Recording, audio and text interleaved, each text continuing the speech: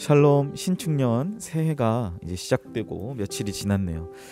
지금 며칠이 지난 지금 우리 처음 다짐하고 기도하시면서 시작한 이 복된 이 한 해가 주님의 더 크신 은혜와 사랑 가운데 영적인 성숙을 이루어 가시는 귀한 한 해가 되시기를 소원합니다.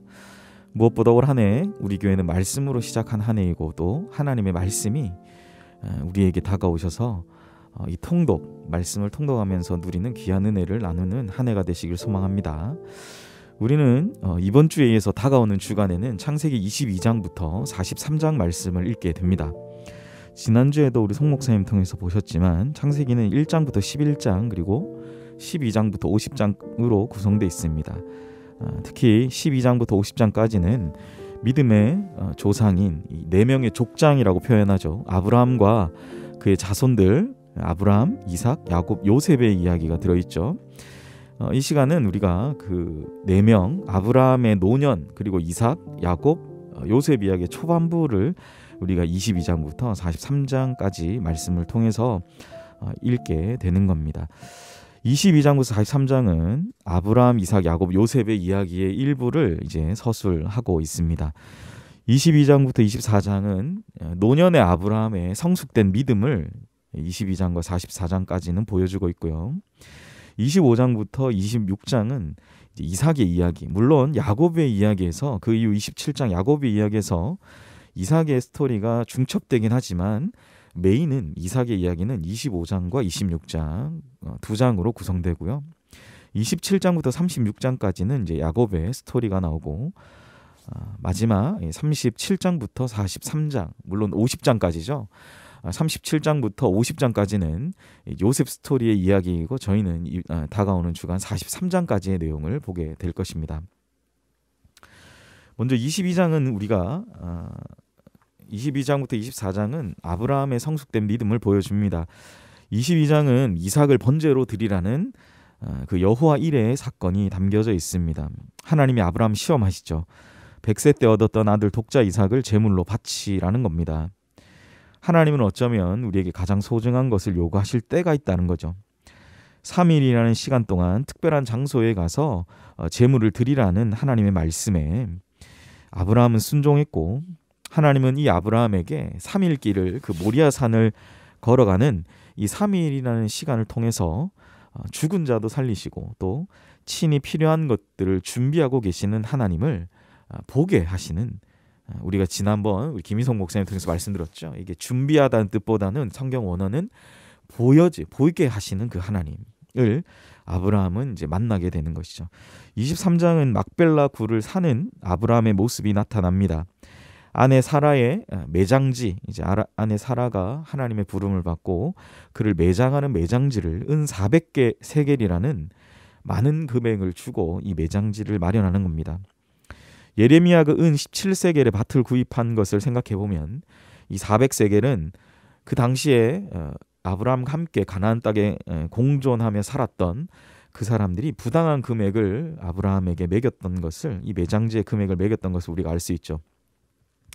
그러나 아브라함은 이 약속의 땅 가나안 땅에 결국 자기 자신과 또 아내 사라의 매장지를 마련하는 것은 이 가나안 토착 세력들의 부당한 대우에도 불구하고, 가나안 땅에 이 매장지를 마련하는 것은 바로 가나안 땅이 하나님이 약속한 땅임을 그가 믿음으로 고백하고 있다라는 것입니다. 아브라함의 이 성숙된 모습을 또한 보여주는 것이죠.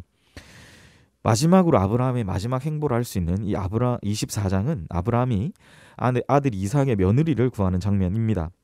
아브라함은 어떤 일이 있어도 가나안 족속 중에서가 아니라 자신의 고향 우르, 그 땅에서 아들 이삭의 아내를 구하려고 했습니다. 자기 믿음의 가족들과 똑같이 우르를 떠나서 그 이방의 땅, 또 이위신의 땅에서 떠나서 가나안으로 오는 그 여인만이 이삭의 아내가, 자기 아들의 며느리가, 아들의 아내가 될 수 있다는 것을 아브라함은 믿음으로 고백하는 것이죠.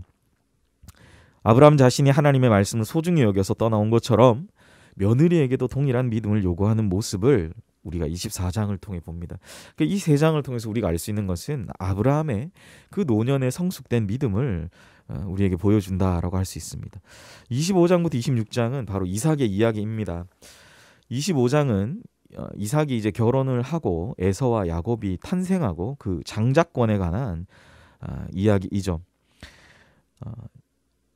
둘 중에 누가 장자의 자격이 있는가라는 거예요. 고대 사회에서는 먼저 태어난 자가 장자입니다. 그러나 하나님은 큰 자가 어린 자를 섬길 것이다 라고 말씀하심으로 야곱이 장자로 선택을 받은 것이죠. 앞으로 야곱이 장자로서 누리는 모든 것이 하나님의 전적인 은혜임을 25장은 우리에게 말해주고 있는 것입니다. 26장은 이삭이 그랄이란 땅으로 기근으로 인해서 흉년과 기근으로 그랄이란 땅으로 이사하는 것을 보여주는 것입니다. 이삭 또한 아버지가 그러했듯이 남쪽으로 내려가는 이삭의 모습이 있습니다. 그러나 하나님은 그것에 대해서 반대하시죠.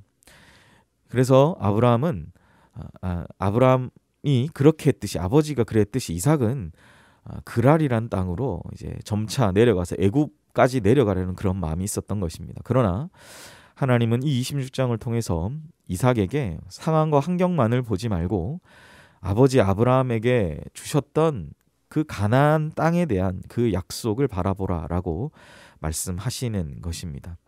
하나님은 말씀을 기억하고 약속을 주신 대로 살아가는 자를 외면치 않으신다라는 것을 우리는 26장을 읽으면서 알 수 있는 것이죠.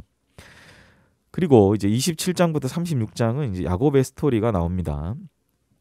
27장은 이삭이 야곱을 축복하는 것, 이때 본격적으로 야곱이 자신의 이름대로 속이는 자라는 뜻을 갖고 있죠. 그러니까 야곱이 장자권을 형에게로부터 받은 것도 속였고 아버지에게 축복을 받는 것도 그는 아버지를 속임으로 말미암아 속이는 자의 그 명성이 정말 이해가 될 정도로 이삭 아버지도 속이는 야곱의 모습이 나타나죠.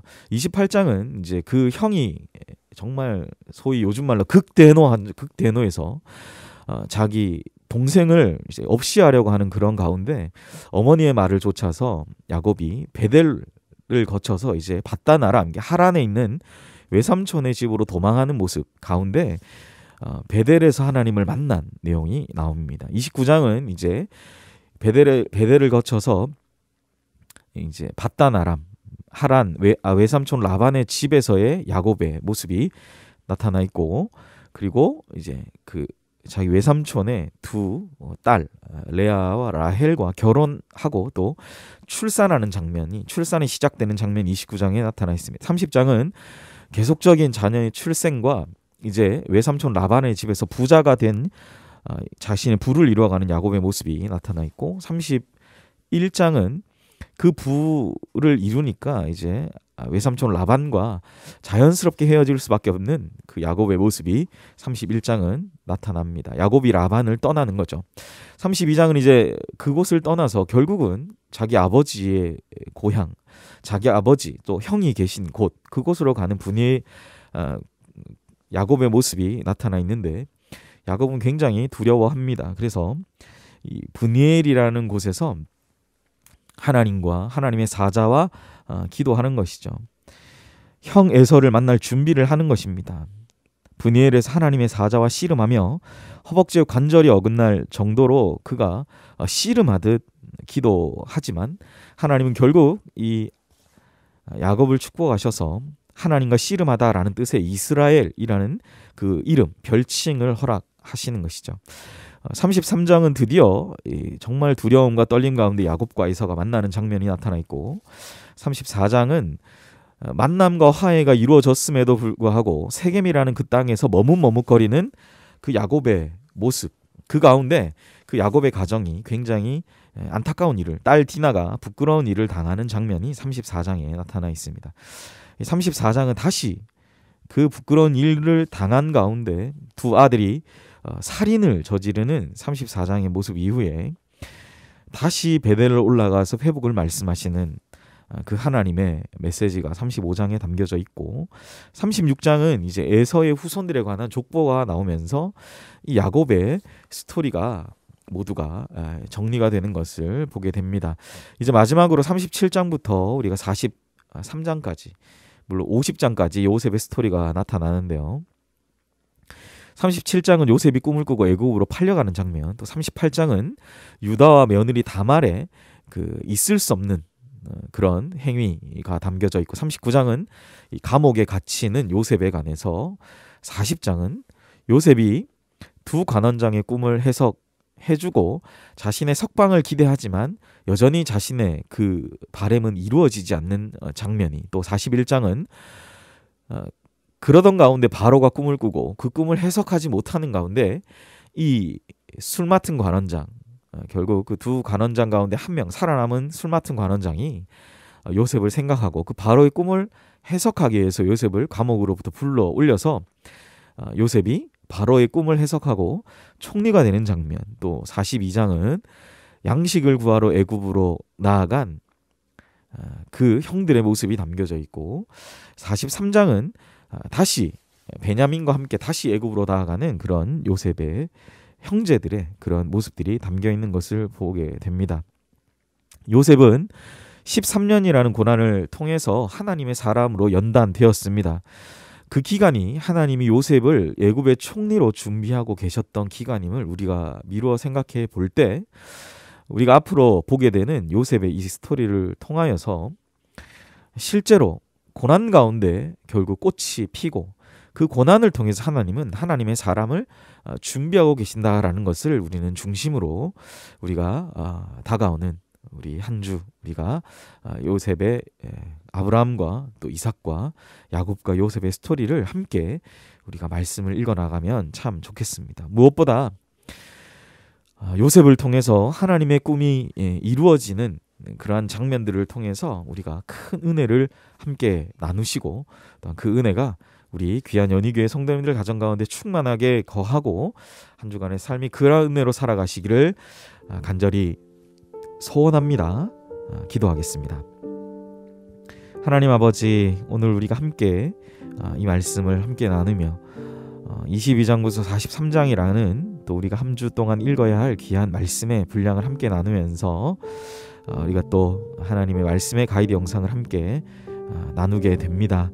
하나님, 아브라함과 또 이삭과 야곱과 요셉의 스토리를 통하여서 그들 가운데 역사하시고 또 그들을 통하여 말씀하셨던 하나님이 또 우리 사랑하는 연희교회 여전한 고통과 아픔이 있고 또 여전한 고난과 어려움의 상황 가운데서 하나님 그 어려운 시기를, 그 고난과 내가 왜 이런 고난을 당해야 되는지 모르는 가운데 있었던 요셉조차도 하나님 그 기간을 통하여서 하나님의 사랑으로 빚어가셨던 것을 하나님의 시간엔 결코 마이너스가 없음을 우리로 하여금 기억하게 하셔서 이번 한 주간 우리가 말씀을 통하여 누리는 귀한 은혜를 붙잡고 나아가는 우리 귀한 연희교회 모든 성도님들 되게 하여 주시옵소서.